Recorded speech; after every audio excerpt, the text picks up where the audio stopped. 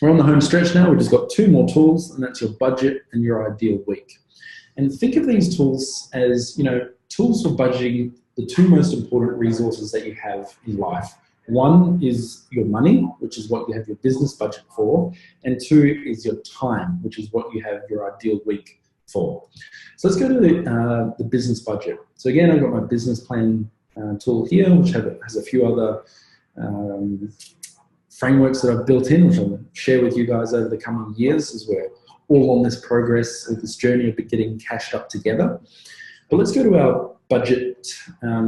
Let's go to our budget. I've removed a few things for privacy purposes.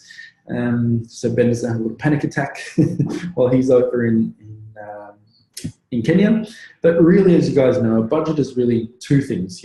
How much money you plan on coming in and how much money you plan on going out. And the main thing I really wanted to show you guys is the budgeted expenses, because I wanted to show you for at least a business like Inspire, which I think is fairly significant, fairly innovative, and fairly progressive. This is how simple our expenses budget is. I think a lot of business owners get caught up in the complexity of budgeting and all of these business reports that we are told we need to have, and it's true, they are very important. But this is as complex as our business budget is. Now, I've removed the team salaries. As you guys know, in any business, the wages is the biggest portion. Just for privacy purposes, I've removed that.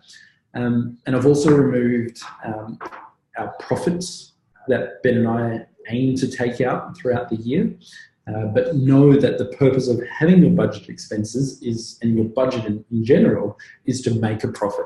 So the best way to do that is to budget it in throughout every single month in the year, rather than waiting to the end of the year and go, oh, surprise, we made a profit, or surprise, we didn't yet again. So that's the only two things that I've removed out of this context. So you can see really the complexity of our business budget is really 10 lines. Again, why I think this is really important is that business owners need to have a better command over the mechanics of their business, over the numbers, over how you actually make money. And the more complex things are, the less control or less command that you have over your business. Put another way, the simpler you can put it, the simpler you can make it, the easier it is to make financial decisions and the easier it is to keep on top of things. So a couple of highlights of what we have in ours. Ben and I aren't perfect. We've got some business debt that we have built up since being in business for 5 years.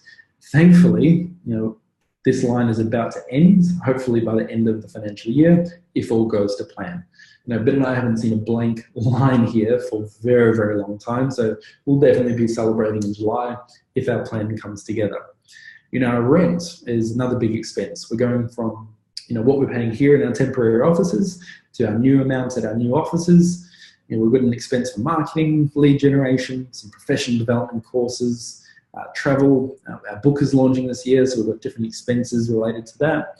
We've put together all of our bank fees, all of our subscriptions, expenses, team development, our charity, what it costs us to make the charitable donations that we do. It's about 12 to 15 grand a year.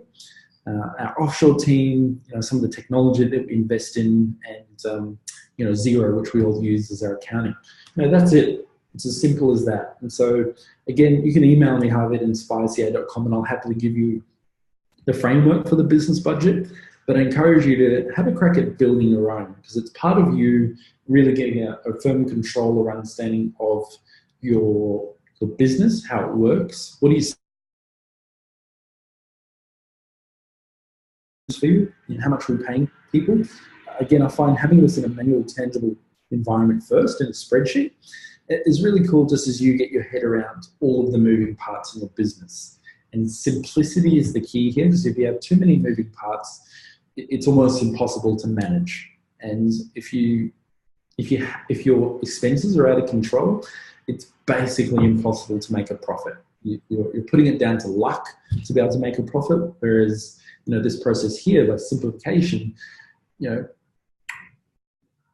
means that making a profit is almost guaranteed, because it's a simple system.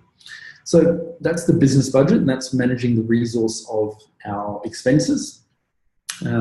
Again, some familiarities you'll recognise as we, in our activities plan, remember our 2018 plan of attack, we had a capacity budget for how many new clients we could expect to come on board. And that same capacity budget has been expressed in our business plan to show how many clients we could have come on board, how much they'll pay us every month if we do a great job in what we do. And usually what can we expect a client to pay us when coming on board? Because usually there's a few things to tidy up. And all of these numbers combined give us a bit of a business budget or guidance as to how much income we can expect to be coming in throughout the year. And all we do is check in every month to see how close we were or how on track we are with our business budget. That's it.